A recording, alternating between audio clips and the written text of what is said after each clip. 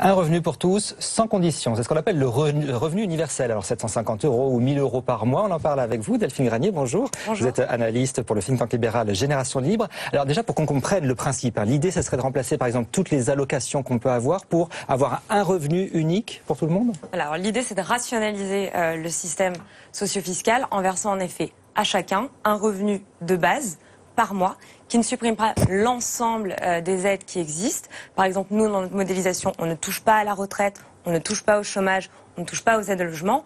On supprime, en revanche, les aides non contributives. Donc ça reste un schéma qui est limité. Ce n'est pas une réforme globale de société, ça reste une réforme spécifique qui, nous, dans notre modèle, vient lutter contre la pauvreté. Alors, on le donnerait à tout le monde ou pas? Parce que c'est pas toujours clair en fonction des candidats. Alors, on y reviendra en détail, hein, mais en fonction des candidats qui l'évoquent, en tout cas, certains disent qu'il faut le donner à tout le monde, même aux plus riches. Oui, le propre du revenu universel, c'est vraiment de le donner à tout le monde et sans condition. Et en fait, ce qui est intéressant, et c'est pour ça que la gauche le porte, mais que des candidats de droite le portent aussi, c'est qu'en fait, c'est une mesure qui répond aux attentes des deux. C'est-à-dire qu'à gauche, ça répond à leur objectif de lutte contre la pauvreté, puisqu'on donne à chacun un filet de sécurité sans condition aucune. Et à droite, ça répond à d'abord l'objectif de simplification du système, auquel plus personne ne comprend rien.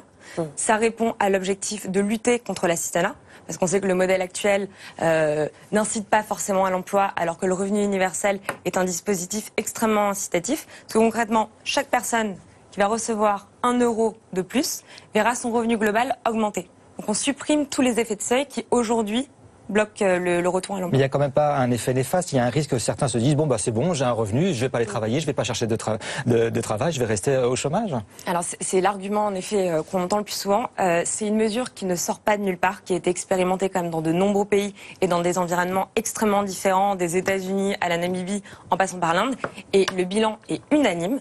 Ce dispositif ne désincite pas au travail. Parce qu'en réalité, les gens sont les mieux à même de faire leur propre choix. Et on s'aperçoit qu'en fait, c'est beaucoup plus bénéfique que les systèmes très autoritaires où il y a des contreparties, des obligations. Donc non, ça ne désincite pas. En même temps, on ne peut pas se retrouver dans une situation où on gagne plus avec ce revenu qu'en travaillant. C'est ce que craint d'ailleurs Nicolas Sarkozy. Hein. Mais après, ça dépend des chiffres sur lesquels on est. Nous, je le rappelle, on pense que c'est un dispositif qui vient surtout lutter contre la pauvreté. On part du principe qu'on a 400 milliards de dépenses sociales, qu'on voit tous les jours tous des gens dans la rue, qu'il y a donc un problème quand même entre ce montant faramineux et la situation actuelle. Donc le but, c'est de lutter contre la grande pauvreté. Nous, dans notre modélisation, qui est d'ailleurs assez proche de ce qui a été proposé par les sénateurs il y a quelques jours, par des candidats aussi, par ce qui est pratiqué aussi aujourd'hui en Finlande, on est sur un montant de 500 €. Donc on est sur les montants proches du RSA. Donc le but, c'est vraiment d'assurer un filet de sécurité à ceux qui aujourd'hui sont hors système, mais ça ne vient pas du tout révolutionner la redistribution qui existe aujourd'hui. D'un mot, ça peut être aussi une relance de la consommation, par exemple, que tout le monde puisse dépenser.